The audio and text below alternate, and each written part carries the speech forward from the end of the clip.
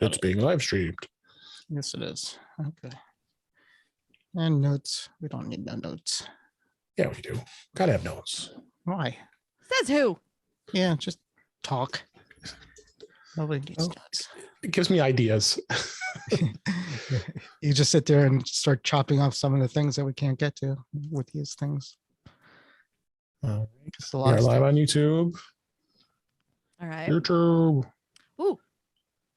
What did I grab? Oh, okay. Yeah. Let's start posting on the socials. That wasn't the cider I thought I had, so I was very surprised. Oh, gave you a little. What are you drinking? Reverend Nat's Revival Hard Cider. Oh, okay. That's a local place. They do free same-day delivery. Oh, so, nice. Yeah. So when I realize that spot in my fridge is empty, as long as I can get it in by 3:00, it'll be filled again tonight. Is it 3:00? It is about 3:00 for you, isn't it? Yeah. That's No, crazy. it's 5 here. Oh, is it? Yeah. Oh, Yeah. wait. No, I ordered some the other day, and I got a couple of other. One of them's a pineapple, and one of them's sort of a it's called punch.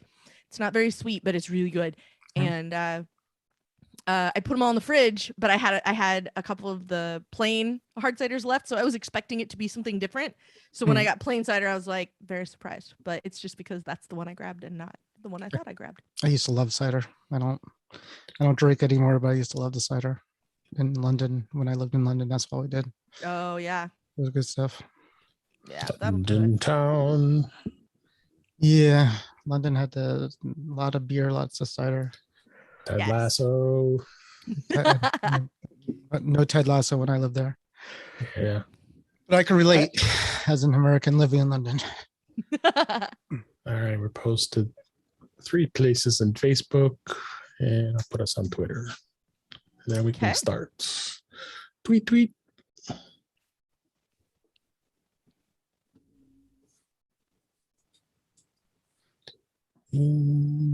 Touch iOS. Do that. And he's playing his keyboard. All right. We are out there. Hello, one watcher. Let's go. Let's do it. I Let me got start. I got to watch Suicide Squad. Before I Oh, it's not going to go anywhere. Hold on. Well, Let's start. It's 8:00. My bedtime starting. The countdown. Starting. Guys, talk to me. Yes, I'm talking to you. All right. Looks good. I have an too. awesome banh mi sandwich waiting for me when we're done here. What sandwich? Banh mi? Fun me. Yes, it is.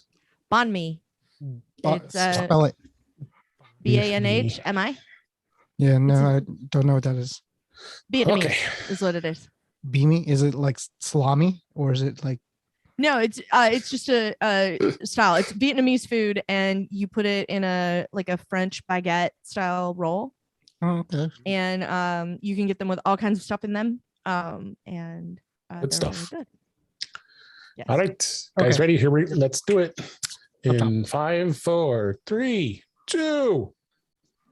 Welcome to episode 163 of In Touch with iOS, a podcast that talks about iPhone, iPad, Apple Watch, Apple TV, and related technologies. I'm your host, Dave Ginsburg, and my co-host, Warren Sklar. He's back. How you doing, Warren? It seems like I'm doing like every other or third week with you here. It's summer, so what can I tell you? Yeah. We're running back and forth. The beach house. The beach house. At the beach house, and we're It doing always waits some for you. traveling and all sorts of stuff going on. Root canals, throw a root canal in there one week. So you got all this. Ooh. Yeah, that's half done, by the way. I still have to get the other half. It's terrible. Anyways, No. good to be back. And that other person is back, and she's back. I'm so happy she's back. Kelly Gamont. How are you, Kelly? Kelly Obermont. Better than Warren, apparently. No, I'm good now. Because I don't have a root canal in my horizon. So. Yeah. Me Yeah. either. Well, you talk now, but it's gonna Oh happen. no, I've had one. Oh, That's okay. that's why I'm even happier that I don't have one on the horizon. So No, it's half done, so I could actually feel the hole in my tooth with my tongue, which is a lot of fun. So, no, Knock on wood. Warren, I've been not very fun. lucky. Not fun. Knock The on other wood. thing. Yeah. Okay. All right. All right. Let's let's get on with the show here. Got Everyone some great news. who's audio only is very happy right now. Yeah, they are. They didn't get a good visual. Got the news of this week, and beta was very active this week. We'll have some good topics to talk about that, and a couple other tips and topics. And let's just dive right in here like we always do. First story here on Mac Rumors, Apple released an updated firmware for the new Siri remote. Apple today released a new firmware update to the Siri remote designed for the Apple TV and the 4K and the Apple TV HD models. Firmware has an internal version, like everybody cares about the version, NM6772. And there was a different prior version. I'm not even going to get into that. But of course, like the Apple TV, they have no details on what they're updating it to, nor have I actually looked at it yet. Kelly, do you have this remote? I don't know. I wasn't sure if you did or not. I do. It's a very recent development, but yes, I do. Oh, so you did get it. Okay. And well, I got it because it's what they give you with a 4K Apple TV, and that was the option I had available to me, so I exercised it. So I'm still grumpy about it, and I'm still grumpy about how much I paid for it, but it's literally the best option. Like, I went through and laid out, like, is there any way we could get away with something else? And there basically isn't. So I got one of these, and so apparently I have to go update the remote now. I can't lose mine because I have an Apple tag in here too. Nice. So I have a silicone cover for the old one, almost exactly like that, that glows in the dark, which was really awesome for the little skinny one that was very hard to lose. Apparently, making this one a tiny bit thicker means it's never going to fall, that all black remote is never going to fall between my black leather couch cushions. So yeah, it won't blend in like that picture they were always showing where someone had an iPad with the black case and it was sitting on the car seat, and it looked, and you didn't see it. I looked for my iPad for 3 weeks. I think it said on it. It was sitting right on the seat. I remember that one. Yeah.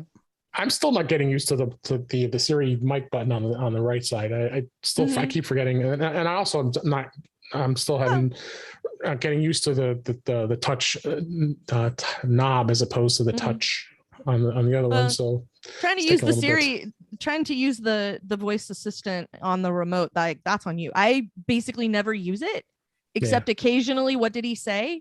Which is my only like Apple TV pro tip is if you want to know what somebody said, if you ask the lady, what did he say or what did she say? It doesn't matter which one you use.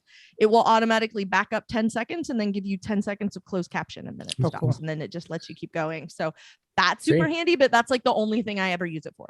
I bet it's a lot of fun when you're watching with other people and they don't like that. Yeah, that's right. Well, I only ever watch with my husband, and Mr. Kelly does it way more than I do. So it evens out. And Warren, I know you don't have one of these, so I wasn't going to ask any. I have no desire, and my wife put the kibosh on any more remotes in the house, so we're good. Yeah, figures much. So it's there. You won't know much about what it does, and I haven't even looked either. So bug fixes and improvements, just like every other update we get, right? They updated the listening device in there, so it's listening for you more. Oh, okay. And then a couple stories here about the Apple Card, which I absolutely love having this card. Apple Card is going to lose a magnetic strip by 2029. MasterCard announced this week, as we record this, that its cards will no longer be issued with the magnetic stripe by 2029, which we're going to be presumably mean that includes the Apple Card since it is MasterCard. Magnetic strip was, I like this history. It was invented in the early 1960s that allowed card information to be encoded onto a magnetic tape and laminated on the back of the card, paving the way for electronic payment in terminals. But now we have a chip. So they say starting in 2024, MasterCard, credit and debit cards will not be required to feature a magnetic strip in most markets, including Europe. The banks in the United States will no longer be required to issue cards with it by 2027. So we got quite a few years left here, at least in the United States.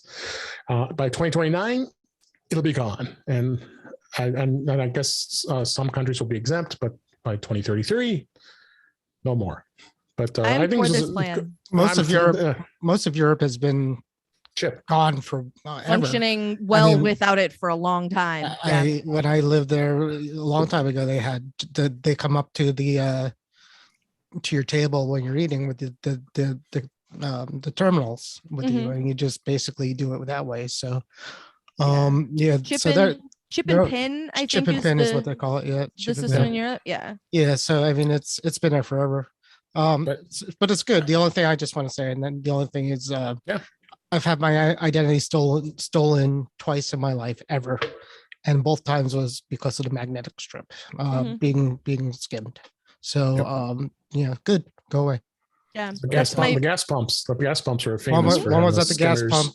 One was at the gas pump, and one was a Heathrow terminal. They skimmed the machine, which you don't have to worry about anymore because you don't go to the gas pump.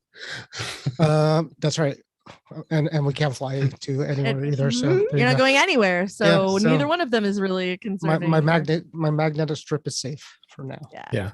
So no, it's glad to see it, and the chips were here to say anyway. I'm glad it's happening because it's going to force a lot of upgrades in a lot of ancient technology. That's the part that I'm the happiest about, is that because a lot of that stuff is not very secure in this day and age, as Warren just pointed out, and B, it's not. It used to be sort of cost prohibitive to update those sorts of things, and so I'm glad that it's sort of being forced, that it's going to have to happen, that some people are going to have to update some of the hardware that they've got. So and with that, Apple Pay, I bet a lot of places that don't take Apple Pay are going to replace their systems that will definitely come with NFC payments. And so that's where I'm headed, is a lot of that stuff is going to just give you NFC payment. Yeah. And at that point, Apple Pay, Android Pay, although Samsung Pay, Walmart Pay, whatever else is going to come out in the meantime, like they're all going to work, and it's going to be great. Yes. So that part is the other part I'm sort of looking forward to with all of this, is that contactless payment is just better. And actually, I'll give you a link, David, for the show notes. I wrote it not long after Apple Pay came out because a lot of people were very nervous about carrying their actual credit card numbers around on their phones, and that's not what's happening. So I'll give you a link for that. So because I sort of broke it down in very basic terms, like what it is that's actually happening. So it's not your actual credit card number. It's actually way safer to use your phone to pay for stuff than it is to use the card. Even if it's got a chip, it's way safer. Yeah. Oh yeah. I mean, I don't remember last time I've even taken that card out of my wallet. It's in my wallet, but it's always either my Apple Watch or my iPhone. So, and I've been, as long as they take Apple Pay. And then piggyback onto that, there's also an article here. There was an Apple Must actually today, as we record this, that the Apple Card is the best U.S. credit card, says J.D. Power. While most U.S. users have been less satisfied with credit card issues during the first pandemic plague year, Apple Card user ratings say it's the best mid-sized credit card you can get. So it's according to both J.D. Power and Apple PR. So you got to kind of think of both there. They've been giving all these interest-free months during the pandemic, and that's why everybody like it.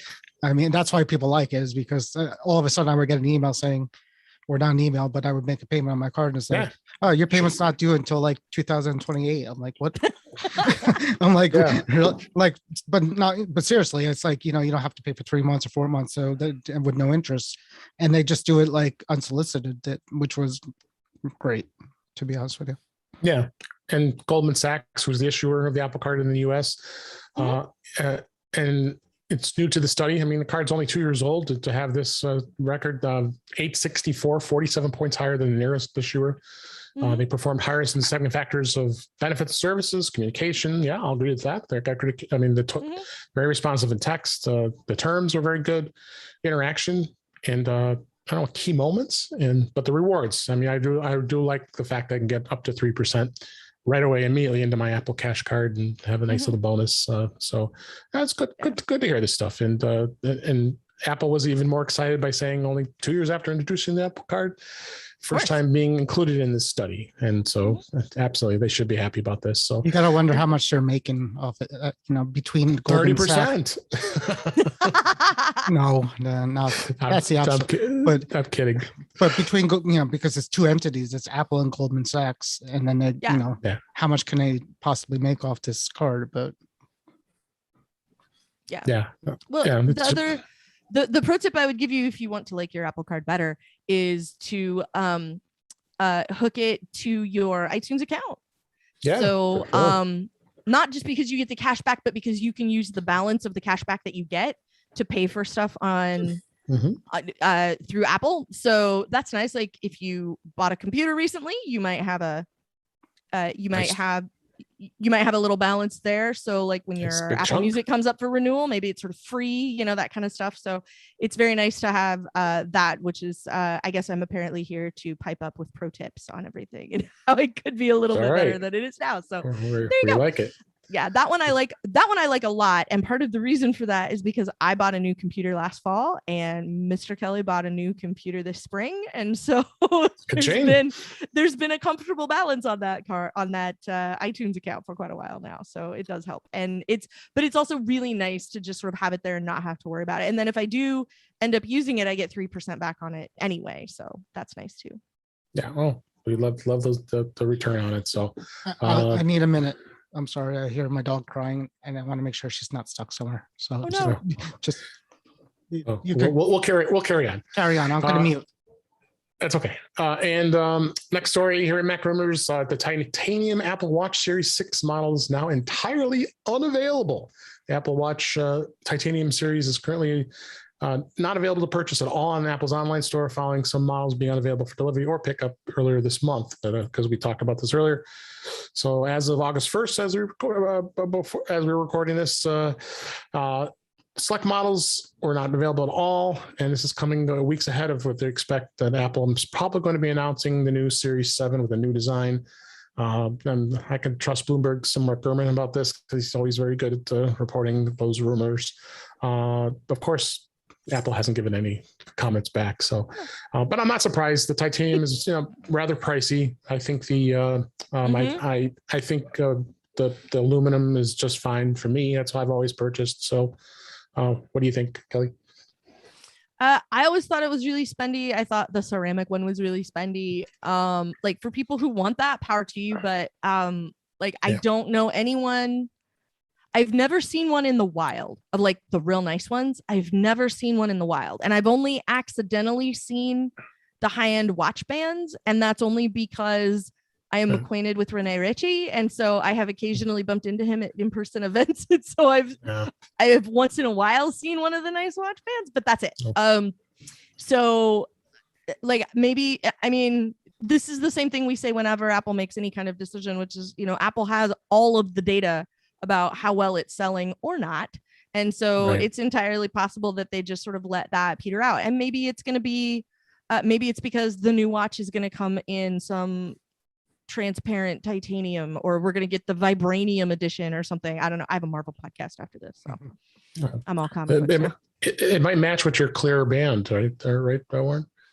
I went with the mesh the other day. So but you did have that clear band that showed off your arm hair. So and I still like it. So yeah, it's a nice band actually. But yeah, as far as it's what is it? August, September is next month. The watch is coming. So what? Yeah, I think September's next month, isn't it? We're breaking all kinds of news here on In Touch with iOS. Yeah, 2 weeks according to the watch. So so a new watch is coming. So it's it's not a big deal actually. I went series 0, 1, and 2. I went to stainless steel. Mm-hmm. And then after that, I'm like, what am I doing? Why am I doing this? Because all I do is sell them to get the next one, and nobody cares at that point that it's stainless steel. So I just been getting the aluminum at this point. So I'll continue to do that. Yeah, that's what I've been doing. My nice blue, and I'm like happy with the blue. I like the brushed because I don't generally I don't have a silver tone watch band, like an aluminum watch band or a stainless watch band that I have to worry about it being like different kinds. So I'm always wearing, like right now I'm wearing the Pride band. I have the other Pride band and the other Pride band, and I have like a couple of silicone ones that I rotate through, and I have one from Nomad that's just plain black. So I use those, and so it doesn't matter that I'm not worried about it having to match the finish on the body of my watch. So I always wear a colorful one anyway. So I've been there too. And when I first went to the brush metal, I had you ever see the covers, the faces that could kind of change the outside of it. So I would get like a shiny aluminum one or a shiny gold one to try to match it with my shiny bands, and it just bolted up. It didn't look right. So I ended up just abandoning that idea. But I mean, I have a couple of I have the Black Link, the 1 and 2 that I have to Apple one, which is the really nice one. Not quite the Hermes. But but it's nice, and I got it for a good deal, and I've had it since Series 1, and it's great. Yeah. It's one of my favorite bands. There's a lot of really nice bands out there that are not silver tone that would look really nice with the aluminum watch. Oh yeah. So, it's just got to be like, not too shiny, and then it's pretty good. Yeah, absolutely. Next story, Adobe. Our friends at Adobe announced new features for Photoshop on the desktop and the iPad. Apple today announced several new updates for Photoshop apps available for the Mac and the iPad. It's gaining a healing brush and magic wand feature, bringing it in line with for the desktop. The iPad version was introduced in 2019 and it launched. It was very limited, honestly. They lacked a lot of features. We were all excited to see that Photoshop could be, really competing against its desktop brother or sister. In addition to those two features, it's gaining some canvas projection, which allows Photoshop users to share their canvas or collaborate live on a larger screen, which is cool. You can hook your iPad up to a TV screen through HDMI or USB-C. Other new additions, you got the neutral filters and all kinds of other fun stuff. It's here in the article and the show notes. So it's good to see Adobe is finally getting Photoshop in line, and then it's going to make people more excited to be using this product. I don't use it. I don't know about you, Kelly, but I do not. It's a little pricey for me. I went Affinity a long time ago, particularly because it started out on my iPad. I wanted to be able to make some basic edits, and there was no Photoshop at that point, and so I went with Affinity Design, or I don't think it's Affinity Photo. I went with Affinity Photo, and I have a couple of other apps that are along similar lines that I absolutely cannot remember the name of right now. But that, like, for some basic stuff, if I'm going to do it on my iPad, I basically use the Affinity stuff to do it. And it's pretty great. So, any comments on that, Lamorne? No, I'm unfortunately very uncreative in these programs. Yeah. I want to be more creative because, I got this, we've had the iPad and now I have the iPad Pro, and I would love to get that pencil because it does funny things, but I have no need to do that. And I'm just not, I'm musically creative, but my brother does artwork for a living. He might like that kind of stuff, but I don't. You don't need the pencil for art though. You need the pencil for what I do every morning is I lay out my day in a PDF. I import a PDF into Notability and scribble all my notes down in handwriting so that it's better for me to remember, but I have everything in one place that I can carry around with me that's easy to access on all my devices, but I'm able to do the handwriting. And so it makes it. I haven't handwritten. Since computers started, I don't think I've handwritten anything because I hate my handwriting. And the only thing I think I ever had, honestly, I think the only thing I've ever done is sign my name.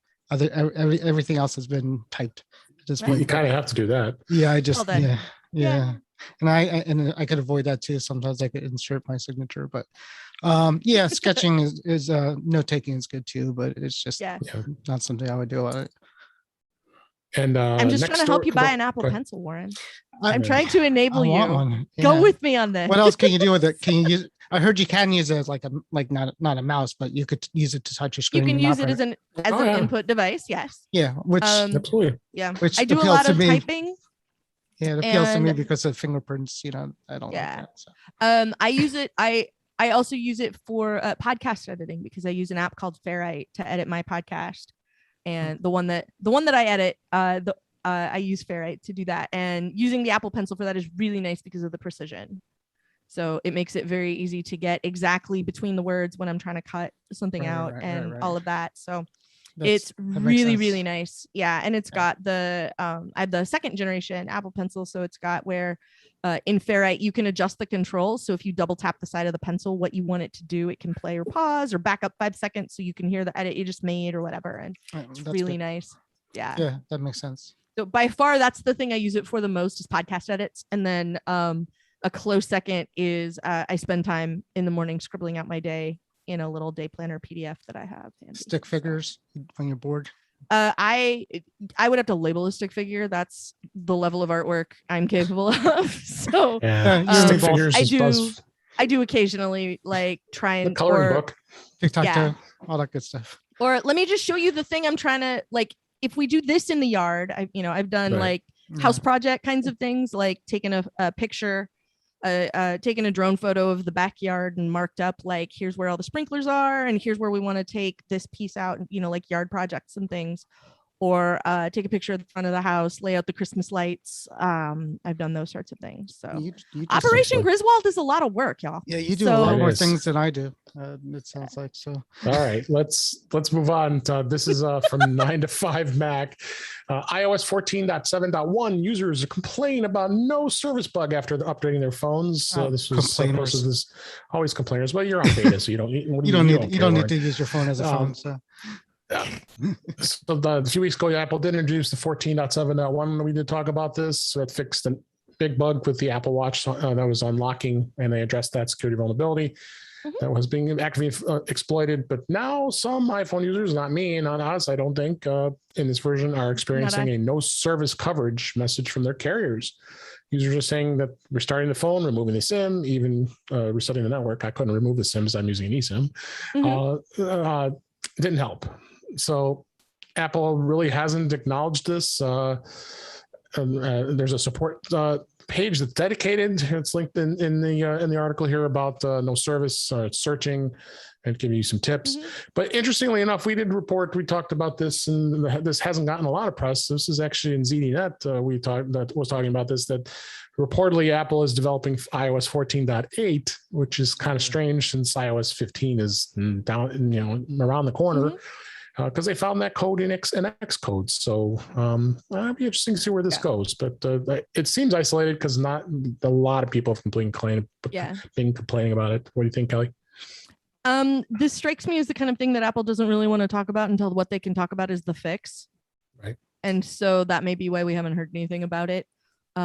Also, when I look at these things about like, this is what we found in Xcode, I always think, and that's why I could never have a developer job at Apple, because even if I were a developer, I would go and I'd be putting in there like iOS 16 and we're making a 9-inch iPhone and we're making like iTunes 26, setting a timer to wait and see how long it takes the internet to lose their minds over, like right now I would be like putting a string for a new version of iTunes in the Monterey beta just to see what happens, because that's my idea of entertainment.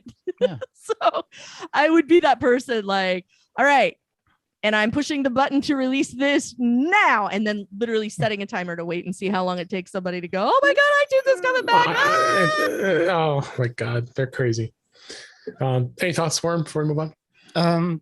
The only thought is, didn't Apple say that they weren't going to twist people's arm to go to 15? They said that was like, you could be on the 14 track and the 15 track. So my guess is after the next month, they're going to announce some feature that's available on the new phone on iOS 15. And then they'll say, good news, if you're on iOS 14, you could get partially some of that features. And that's why you're going to have a 14.8. So that's what I'm thinking is going to happen there. Yeah, there's something coming that's gonna roll out to maybe some of the other photography features or something will come out. Something that you can use on a newer phone. And maybe if you have a iOS 14, you can still get some of that, and that's why they want to add some things to it. Yep. Yeah. Next story, and I know this is going to be real exciting for Kelly. 9 to 5 Mac. Apple releases Ted Lasso sticker pack for iMessage and Clips. Woo-hoo-hoo. All right. You only know this is exciting to me because you sent me one, and I went, oh my God, I need one of these right away. Yeah. I hope you grabbed them. So I did. It's free. It is free. It's great.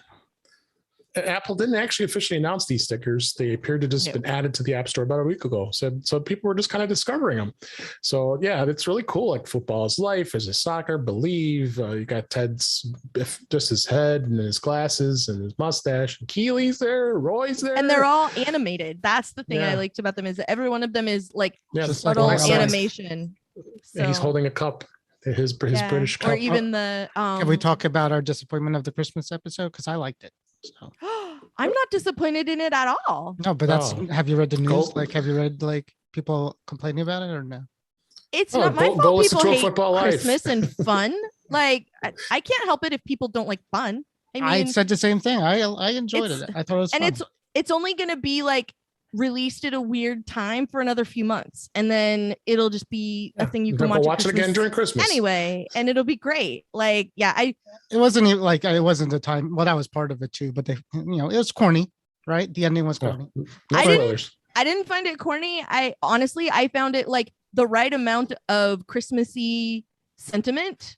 And I think maybe it just felt out of place in the middle of August. Literally watched it while we were under a heat warning here. Oh yeah, it's hot. So it was, triple digit weather, and I'm like, yeah, Christmas, this is gonna be great. But I thought it was a lot of fun, and in fact was very excited that I got to host the incomparable episode about it over at Football is Life. So you got your plug in. Good. I was going to say that. I thought it was a delightful episode. It has all kinds of things that I love very much in the world. It was a Christmas episode. It had karaoke. It had scotch. It had chosen family. It had all kinds of things that I love. So all of those were wonderful. I mean, kind of silly. Okay, I don't love that, but Roy's reaction was comic. Genius. Like, why is watching that face? Why do you have to search for your dentist? So I mean, that all right, let's does he have the internet to find it? Finish the story. Finish the story 3 weeks ago. That the comic timing in this episode was a masterclass in comic timing. That's the rest of it. It's so good. I enjoyed it so much. And like, I always say let people like things. And, if people want to bash it, go ahead and bash it. But I'll tell you what, the end of this year, it's going to be on repeat at my house. As soon as A Christmas Story is done with its 24-hour run, I'm just going to run that for another 24 hours. That's what's happening. So. We're going to do it. All right, let's move on here. This is in Cult of Mac. We're just talking about going to watch Suicide Squad after the show today. HBO Max plans to fix its broken Apple TV app, quote unquote, within days. I was going to say, watch it if you can, Warren. Yeah. I don't have it on my Apple TV. I have it on my TV. So. Oh, okay. It seems to be okay. Then you're good. They plan to fix the Apple TV's buggy app within days. I now realize, I was just thinking when I'm watching shows on HBO, it's like HBO Max, I'm like, why is it so difficult to get the next episode? So, we've been plagued with issues affecting playback controls, subtitles, general usability. And executives insist they aren't blind to the problem, but a major overhaul of the platforms is on the way. They're rolling out a number of fixes to address significant issues with its streaming apps in recent months. Well, what do you expect? AT&T's involved.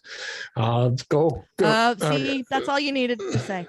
Yeah, that's all I would say. So, I hope they fix it. I've been liking a lot of shows on HBO. I mean, I just mentioned there's a show I've been watching, Hacks. It's on HBO Max with Gene Smart. A lot of fun, and I forget the gal's name is the daughter of Lorraine Newman. So, a lot of good shows, and watching it on your iPad is a joy because that's what I've been doing. Yeah. So, any thoughts? I need it to get better. Because if it gets any worse, it's going to be the TiVo app, and that's just going to make me mad. I mean, I'm pretty upset with the TiVo app right now.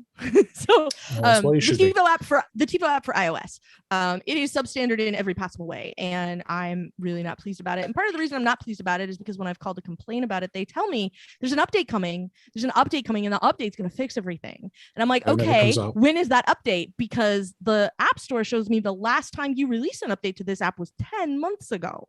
So I'm kind of not convinced that there's an update coming. So we'll see. So, I'm in that once a week, like delete the app, restart my iPad, reinstall the app, and cross my fingers when I hit launch the second time. And it makes me very, very unhappy. But I want it to get better. And that's the thing is like, I'm kind of at the point where it'd be nice if I upgraded my TiVo box, but I'm not sure I still want another TiVo box if this is the best experience I can get on my iPad, because they bought out so many times. As much as I grump about Comcast and not liking my Comcast service, the few times I've tried to use the Comcast app on my iPad, it's been fine. It works good for me. It just works. Here's your shows. You want to record some stuff? I'm like, I don't have a DVR. And it's like, oh, sorry. Well, we have all this other stuff available for you if you want to watch it. And if I do, then like it all is just fine. So I'm almost at the point where I'm like, maybe I need to get a Comcast box. And I feel I don't feel any better about that. So there's a lot of conflict in my house right now. And since Warren doesn't care about Apple TV, we'll move on. The iCloud, and this is also 9 to 5 Mac. iCloud for Windows updated with a new password manager app. Apple today, they did release an iCloud app for Windows users, finally bringing a new password manager app. I've tried it. And does it work? Yeah, it works. They eased into it. So the first stage they did a Chrome extension with iCloud. So they did that a couple of weeks ago.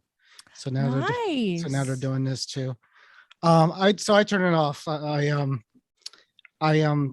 had it on because I have to use Windows here and there. And if you use a Mac and Windows and have this all enabled, things get funny. They start to fight with each other. And and then if you use let's say you use Chrome on the Mac and Chrome on the Windows and you have the extension installed, the extension is installed on the Mac version and things get ugly too. So it's not a beautiful situation, but I suppose there are a couple of Windows only users with iPhones, which is probably who this would be for. Not for somebody who uses too many devices. Not too many people listening here are using Windows, but I figured it was work PC. Like if your house is Apple, but your work computer is not. Yeah, I know loads of people in that situation, and it'd be nice to have some decent password management. In that respect, like at least something you're familiar with, and then you can log into that stuff on your phone or whatever. Yeah. I know a lot of people who have a work iPhone and a PC even. So like for those folks, it's probably good too. Like anything that makes you more secure and it's really not less convenient, I'm always going to be for that. So yay. I'm glad I'm glad they're taking a shot at it, because now like it'll get refined as people give them feedback. It should get better. iCloud for Windows has been historically bad, and very bad. They keep trying, but it's so just integrated with the system that it just doesn't do the things you want to do. Right. Like, I've tried, if you ever try to do the photo version of it, to turn it on the photo library, it's terrible. You have to like download manually things. So, maybe one day they'll get it right, but we'll see. All right. Then the last story here, we're going to talk about Netflix is now rolling out spatial audio support on the iPhone and the iPad. Okay. This is a 9 to 5 Mac. Netflix has confirmed that is now rolling out spatial audio support on both iPhone and iPad applications. This will enable that immersive experience using directional audio filters, and has been a long time coming to Netflix users. And Netflix did confirm that with 9 to 5 Mac, and it's been reported around on Reddit and other places. So the toggle for managing the spatial audio is going to be in the control center, and it'll be exclusive to the AirPods Pro, yay, and the AirPods Max. Apple says spatial audio is an immersive experience using directional audio filters, as Warren places his springs on his mic. It definitely is a welcome, especially for many of us who enjoy it. It's coming to HomePods too. That what they're coming to HomePods too. Oh, nice. For Netflix. So. HomePods Mini. So Kelly, you sound excited about this. Well, I think it's interesting. And part of the reason I think it's interesting is because Netflix still doesn't play nice with the Apple TV app. Yep. So like Netflix won't show up in your Up Next or anything. And I don't know anyone else who's doing any sort of spatial audio stuff. So I don't know if spatial audio is coming to Netflix if you use a Roku or that like a Fire TV stick or any other sort of streaming situation. So I think it's interesting that they're willing to give Apple they're willing to do a certain amount of stuff for iPhone users and for Apple users in general, and yet they still won't integrate with the TV app so that I can continue to watch binge Netflix stuff, because the more I use the TV app, the less I remember that there's stuff I was watching on Netflix. So that's part of why I thought it was interesting. So maybe that'll be next. I'm gonna just hope. And I will be disappointed. It happens frequently. Absolutely. Any comments, Warren, before we move on? No, that's definitely good. I'm gonna try it out. I have Netflix account and I got AirPods Pro. So let's see what happens. I'm trying to think in my head what movie on Netflix I would want to start with, but I can't come up with much. on that. Well, there's plenty to choose from. Yeah. Well, Is it coming to everything on Netflix, or is it just coming to like originals or some stuff? Do we know? I don't know. I mean, they reverse engineer it with music, right? They were able to add it to older songs, so I guess they might be able to do it with movies too. Yeah. But I'm thinking something really science fiction-y, kind of like spaceships and blah blah blah. Yeah. All right. Well, let's go ahead and we'll check it out here. So let's move to the topics this week. Beta, because we have our resident beta expert, Mr. Warren here. We're on iOS 15 beta 6. Yes, Two big things that happened this week as we record. SharePlay is going to be disabled when it gets rolled out, and Safari redesign. First, talk about the Safari redesign. I think everybody was complaining about the floating bar on the bottom of the screen on the iPhone. So now on the iPhone, they now moved it back up. So the address bar is back where it was, like it is in iOS 14. And you also can change the bottom bar if you want to opt to have the toggle between the tab bar view. But again, there's going to be a lot more changes coming. You would anticipate. That's why it's beta. So they've got some changes in there, but I think the biggest story was SharePlay was removed in beta 6. Apple has temporarily removed it, and because they're not ready. And Kelly, I don't know if you guys have talked about this, but I think it's interesting to see why this happened. Maybe Apple isn't ready yet it's not ready for prime time, and they really overhyped it. Is what I'm thinking. Yeah, it may not be, and I'm kind of disappointed because the things that I thought were the most interesting when people talked to me about SharePlay, I did an interview with a developer who makes a telemetry app for iOS. So you can use it to see, it's all completely anonymous, but you can see how many people opened this thing or experienced a crash or went to this particular menu option or whatever in your app. And he was excited about being able to use that to talk to people who are using his app. Like, let me step you through that. I'll show you what this looks like here. And then, oh, you don't like pie charts, you like bar graphs. Let me flip that for you. And now you can see, the same thing. So he's talking about using it for business reasons. And the people that were talking about it the most, it seemed like to me, were the stuff that was the most exciting was not you can watch a movie with people who are not hanging out in your basement with you. And that's the part I thought was going to be exciting about it, was when it finally rolled out that we were going to get some really interesting applications of it. So for it to be gone, I'm kind of disappointed, but it could just be that they found something fundamental, like security wise, and it's going to come back in the next beta. And then, everybody got worked up about nothing. So, that's always a possibility too, because we've seen stuff come and go in the beta cycle. It's the point of the beta cycle is to make sure that what we get is solid. Things are, the problem is, I'm hearing people talk like the beta is the final release, because people are all up in arms about Safari being changed, or like, and I'm reading some of the comments, and it's like, I can't believe Apple will release something like that. And I'm like screaming in my head, it's not released. It's not released. It's in beta. It only beta people should know that. Right. Like, so people are complaining about that. People are complaining about the sharing going away, but if they launch it on iOS release day, then they didn't lie. It's in beta. Universal access, the one feature I really upgraded. The whole reason I did this quickly is because I really wanted to play universal access, because I think that's going to be awesome with the iPad. Never happened. So I mean, every week I'm getting sadder and sadder that it doesn't come to me, because I'm looking forward to that more than any other feature on it. But yeah, the people who are just kind of saying, I can't believe Apple changed Safari. I can't believe Apple's doing this. They're listening. Obviously, this is what beta is for. This is why there's a beta for public feedback. And this is why there's a public beta as well for more public feedback. So chill your horses. Is that a thing? Yeah. No, that should be a thing. Anything else, Warren, that you noticed that you've been happy with, you sad with, besides those? Salesforce worked for 2 of the betas and then it stopped working again. So it took away. But so one of my games that didn't work now works. Everything works now except for Salesforce, which is kind of a bummer, but whatever. Especially if you have to use it. I have to use it. So it's a pain in the butt. because there's no browser version, or there's a secret way to get the browser version. But no, haven't really noticed much with the iPhone or the iPad. They had a watch beta that I did 2 days ago.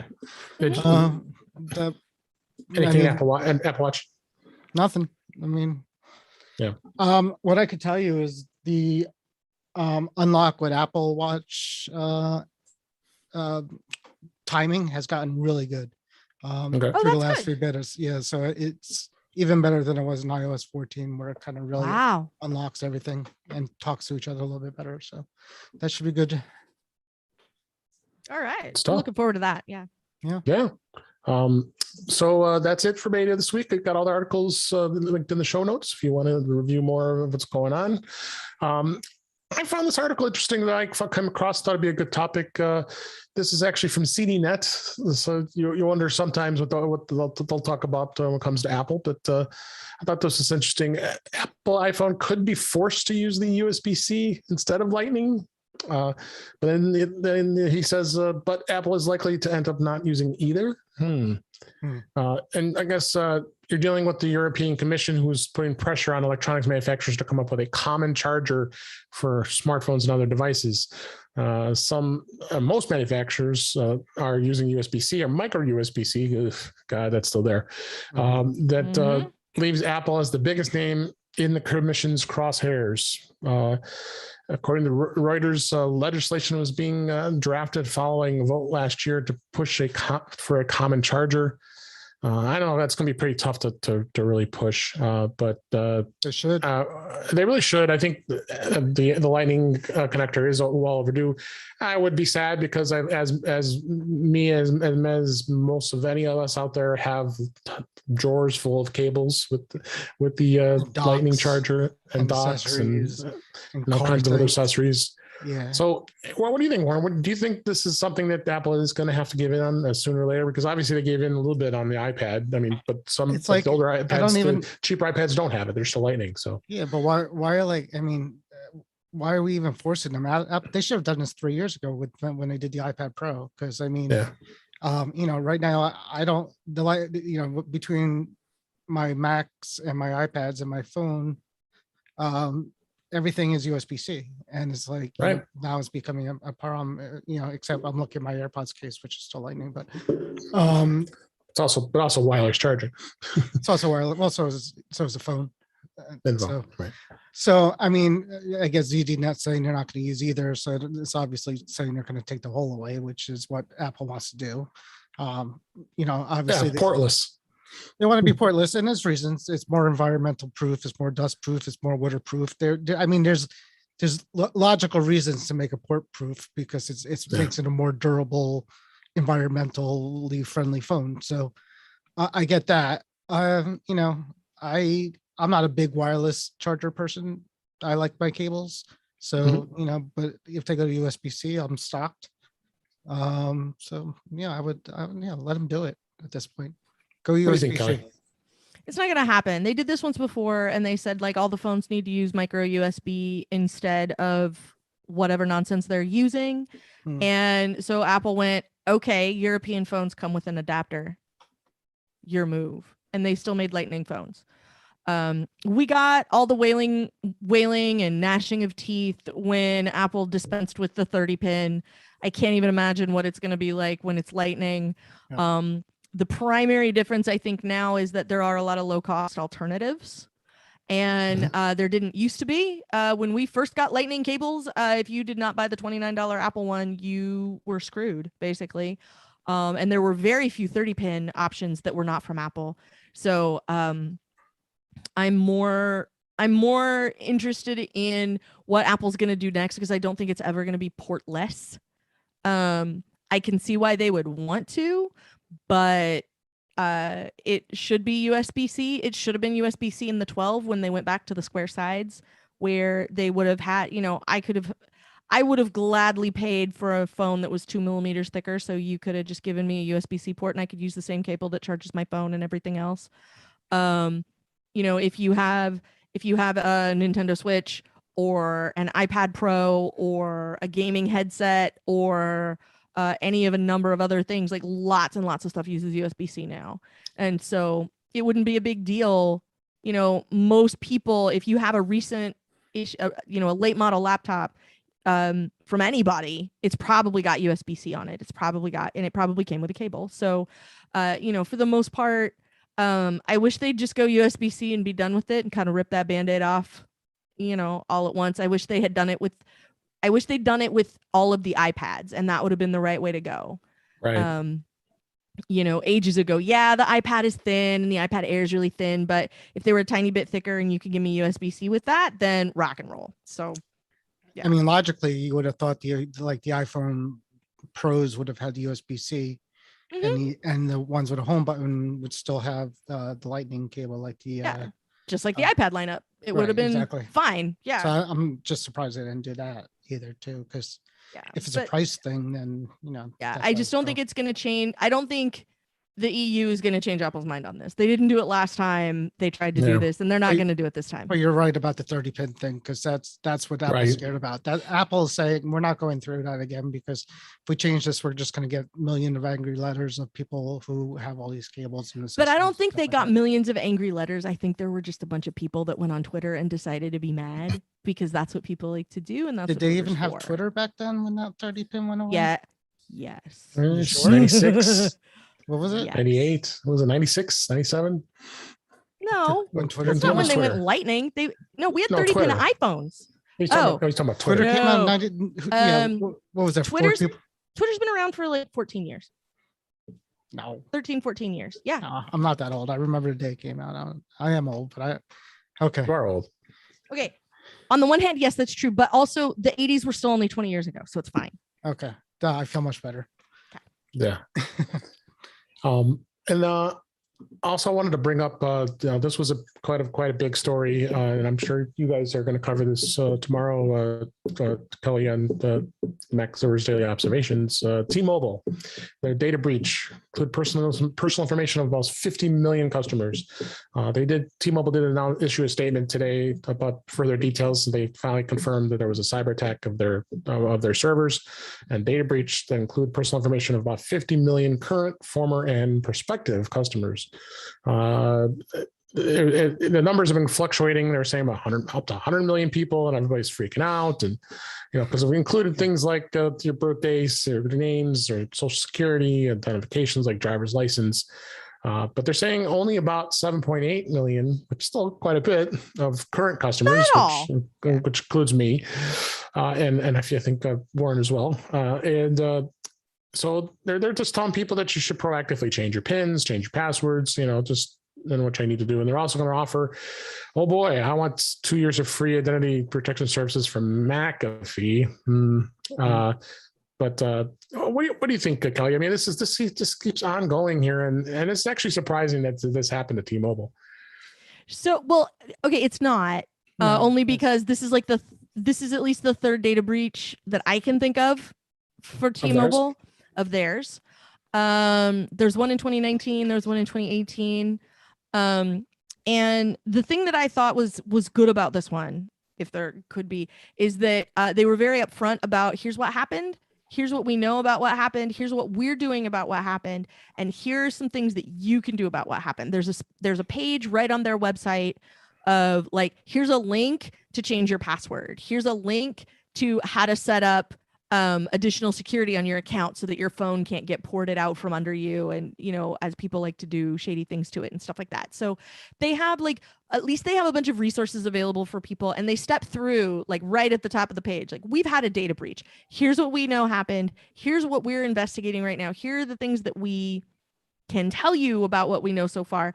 And here are some things that you can do if this could have been a thing that affected you. I think the part that is the worst about it is that they were not clear on the time frame. So they didn't say if you were a prospective customer of T-Mobile in the last 18 months, in the last 6 years, in the last 15 years, they never gave any sort of timeline. So if you've ever attempted to do business with T-Mobile, your information could be part of this breach. And that's the thing that I didn't like about it. But otherwise, the response has been decent.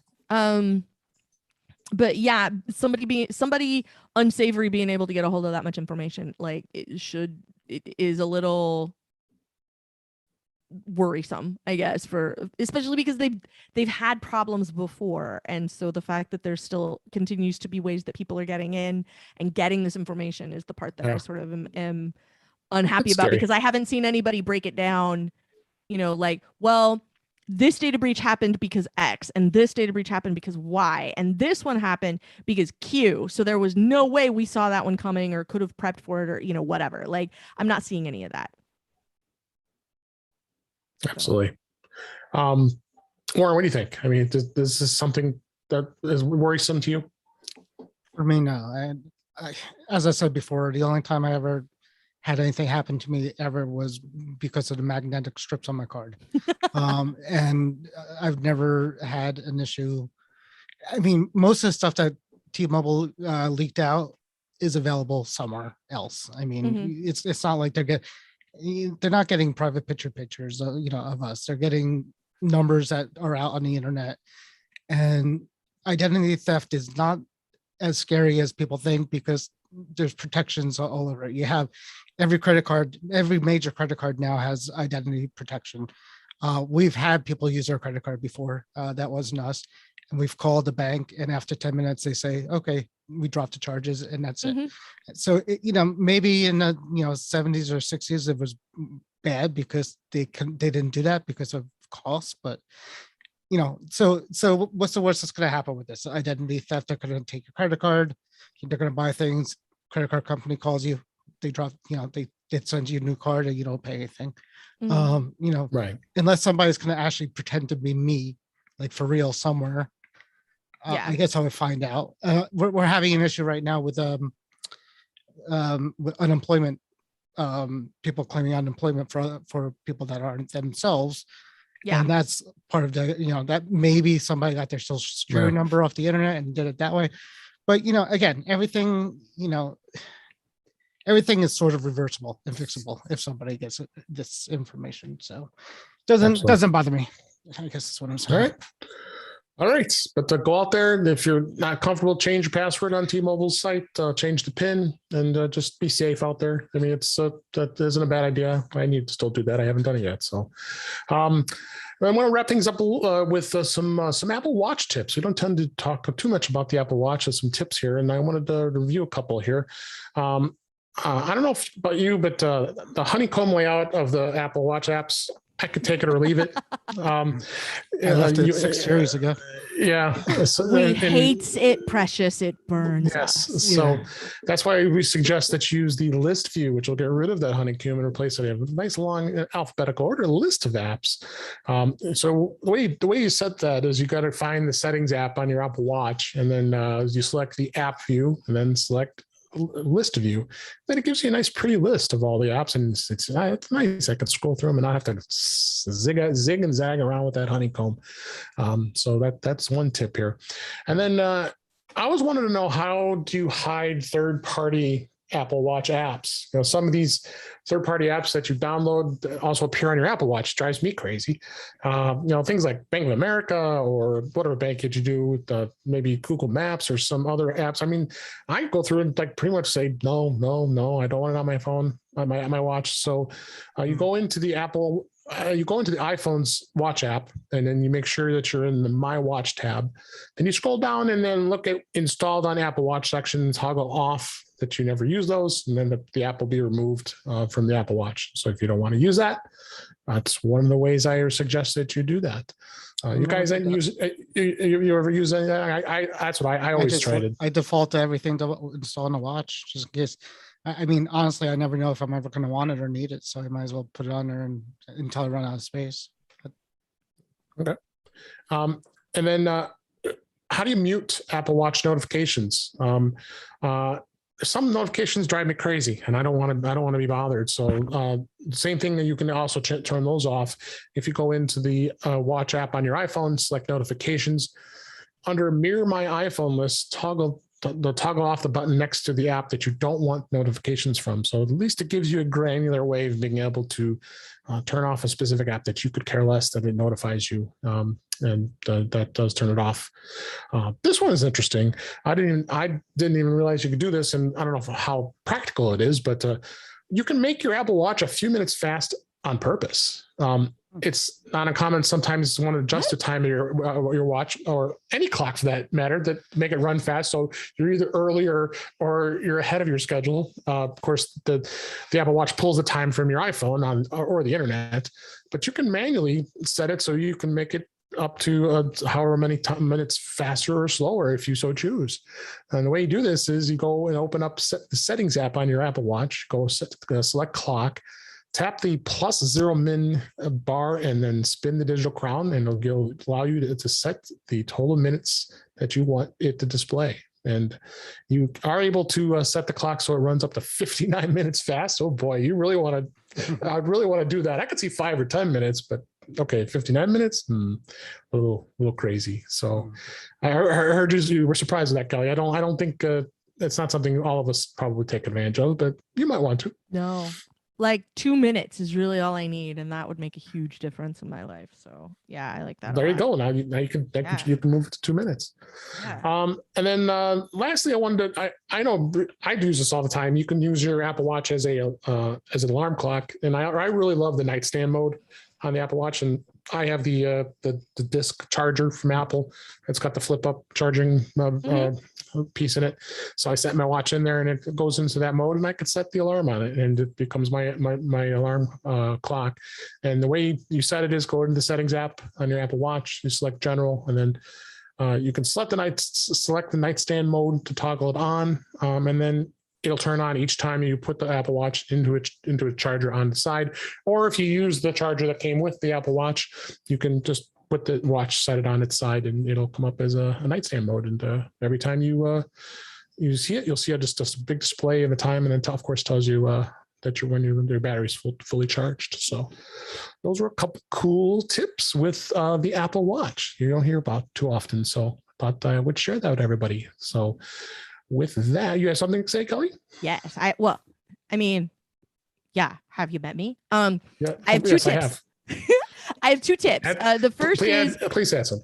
If you don't, like, I wear my watch to bed because while the alarm clock piece is nice, the gentle wrist buzz to wake up to is delightful. It is such. Charge it in the morning. Well, yeah. So like first thing when I get to work, I have a meeting that lasts a minimum of half an hour, and so I make sure I charge it while I'm sitting in my meeting, and then I charge it later at different times during the day. Like the meeting is when you want it. That's a de facto time of when you want to watch is during the meeting, so you don't have to look at your phone. You gotta, Well, I have to sit in front of my computer. It's a Zoom meeting, so I'm chained to my desk in front of the camera, much like the setup that we have here. So dropping it on. So I have a charger on my desk. And so I drop it on my charger at work.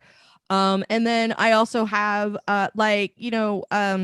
between that and like charging when I take a shower and charging, like if I have a meeting, like if I know I have a meeting that's going to be an hour long or whatever, and I just drop it on while I'm doing that, then I've not had a problem with the battery life. I have a Series 4 and it's been solid all the time. Does a half hour give you, like, if you wear it during the night and do like a half hour, you think that's enough to get you through the day? It gets me a good portion of the way through the day. And then like when I eat lunch, I'll drop it onto charger for another half hour or so. And then that's usually all it really takes. And then you get an alert. I've been thinking about doing the same. I've been thinking about sleeping with it. Yeah. So good. Yeah. And it feels just so much more civilized to get that little buzz on your arm to wake up to in the morning. It's just so much more pleasant, and nobody else wakes up, which is also an advantage.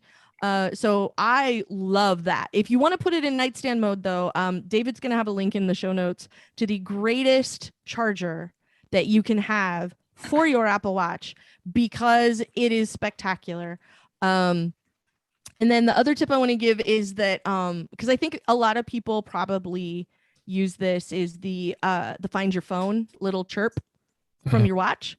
But instead of just tapping on it, if you tap and hold on it, then when the chirp goes off, the light flashes on the back of your phone too. And so then, if it's in the car, for example, or whatever, then that gives you a much better option because you can see it. So sweet. Absolutely. Yeah, that's the other one that I would give, is because like it seems like a lot of people don't know about that one, and I really love that one. So that's one of my all-time favorites. So I'm gonna try and send the link to you live while we're on the show, so I can see everybody's reaction to it. So there it is. This is the greatest the greatest watch charger in the history of watch chargers. Every time I put my watch on this charger, it makes me happy. Elgato. Oh yeah, I've seen it. Yeah. Nice. Like, because it looks like the Apple Macintosh, and it's green, so it's like the best $10 I ever spent on a little gadget for my life ever. Well, it went up. It's $12.99 now. Well, I got it on Amazon, so I don't think I paid full price. But like, it's cute. It works with whatever watch band you have. It works with whatever watch you have, because I had the 38 millimeter, and now I have the 40, and it still works, and it's great. And I just and the other thing I like about it is that it's very reliable, like to show me like, hey, charging. So I just love it so much. It makes my life immeasurably better. I got $10 worth of joy out of it when I got it out of the box and set it up and went, oh, this is the greatest thing ever. They have a Game Boy one too. If you want the Game Boy one is cute. They have tons of it. They have loads of them, but that one is the best one. That is a great little gadget. We got a bonus there. So the flashing light when you do your phone, though, like if you leave your phone, if your phone was in the car or someplace else that's dark and you can kind of hear it, but you can't quite triangulate. I have found it in the car more than one time because I had the press and hold. Like I could hear it, but I couldn't figure out quite where the noise was coming from. So the flashing light makes a huge difference on that one. Absolutely. All right, we have come to a close of another episode here, so let's go ahead and wrap things up. That's a wrap for this week. Please send your comments, questions, and suggestions to our email address, feedback@intouchwithios.com. You can follow us on Twitter @intouchwithios, or you can also find us on our YouTube page. It's at youtube.com/DaveG65. You can also subscribe in your favorite podcatcher, including Apple Podcasts and many others. But better yet, go to our website, intouchwithios.com, where all the links to all the ways to listen to us are there. I am David Ginsburg, and you can find me on Twitter @DaveG65. And Kelly, thanks as always for coming back to the show. Where can everybody find you? It was my pleasure to be here. I always love when you come by. You can find me on Twitter as Verso. You can find me 5 days a week hosting the Mac Observer Daily Observations podcast over at macobserver.com. I also do the after show with Mike and Kelly, where Mike Rose and I continue to sort of catch up occasionally and crack each other up. So that one's kind of a fun show. And if you admit you listen to it in public, we will say hello to you on the air. And then also, as soon as we're done here, I'm going to go record a podcast called I Want My MCU TV, where Don Melton, Lisa Schmeiser, and myself talk about the latest show that's streaming on Disney Plus. And you can find that over at The Incomparable, where I make occasional other guest appearances, like the one I mentioned earlier, hosting the Football is Life podcast about Ted Lasso. That is so fun. Thanks for being here. And Warren, what's going on with Mac to the Future? It's been kind of active. Anything exciting? No, just some drama, some not drama. Just things, I think I took a mental break from it last week, which is good. You should, because you do post a lot there. Yeah, I took a little break. So anyhow, but it's getting close to September. We'll get busy talking about things that we will. And anyways, it's always good to see Kelly, and I'm sorry I haven't been on a show with you for a while because it just hasn't worked out, but it's always fun. So you say it's always good to see Kelly. I haven't done it in like 2 years, but it's always good to see Kelly. I was on. Has it two? No, it's. No, I was on a show with you not that long ago. On your show, yes. On Mac Voices Live, you've popped up occasionally, I think, recently. But oh yeah, you can find me on Tuesday nights on Mac Voices Live sometimes. Yeah. I think the guy might have said we're on hiatus for the Mac to the Future Go thing. Yeah, we are.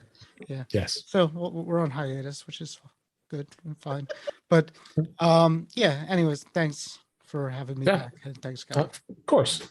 All right. Thanks everybody for listening. I hope everybody enjoyed the show. We enjoyed doing it. And we'll talk again soon. See you. All righty. Still recording. We're going to say goodbye to the